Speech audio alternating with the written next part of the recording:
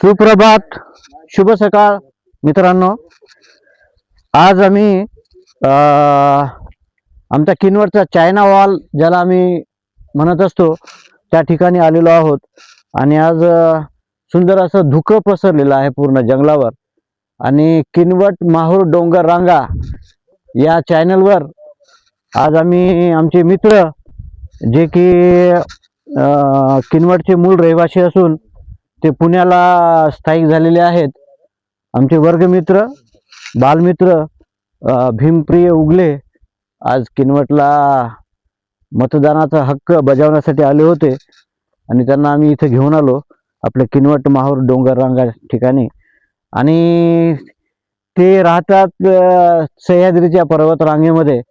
आणि ते ज्या खाजगी कंपनीमध्ये काम करतात, तर त्यांच्या कंपनीचं काम माहूर आपल्या पुण्याच्या परिसरात सर्व डोंगर रांगामध्ये चालत असते. तर आपण त्यांना विचारू की माहूर आपल्या पुण्यापेक्षा किनवटचा परिसर तुम्हाला कसा वाटते? किनवट ही माझी जन्मभूमी आहे आणि माझ्या मनामध्ये किनवटच बसलेला आहे. पण कामानिमित्तानं मी पुण्यासारख्या ठिकाणी कामाला गेलो. पण जवळपास 15 ते 16 वर्ष झालं मी पुण्यामध्ये आहे आणि पुण्याचा चप्पा ना चप्पा माहिती आहे मला. जसं लोणावळा झालं, हे झालं. पण जेव्हापासून कोरोना लागला होता तेव्हापासून माझं पण मॉर्निंग टीमसोबत कोऑर्डिनेशनमध्ये आलो. आणि तेव्हा बी आम्हाला ह्या जन्मस्थानी असलो किनवटला, तरी ह्या जंगलात एवढं फिरण्यास आम्हाला जमलं नाही. पण बुरके सर यांनी आम्हाला त्यावेळेस बराच सपोर्ट करून आम्ही मॉर्निंग टीमची एक नवीन सुरुवात केली.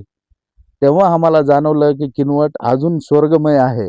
आणि त्या दृष्टिकोनातून हे जंगल बघलं तर आज हे जो परिसर दिसतोय, हा लोणावळ्याला जसा परिसर आहे त्याच्यापेक्षा कितीतरी पटीनं सुंदर आणि खूपच छान आहे.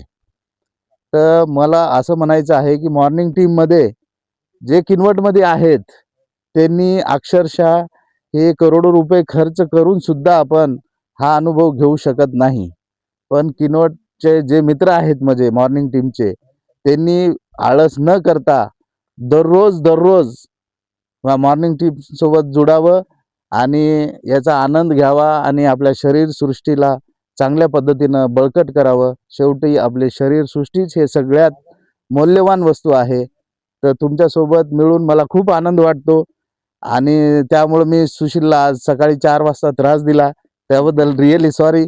पण माझ्या मनात यायचं होतं आणि भेटायचं होतं. चला, थँक्यू. एक मिनिट.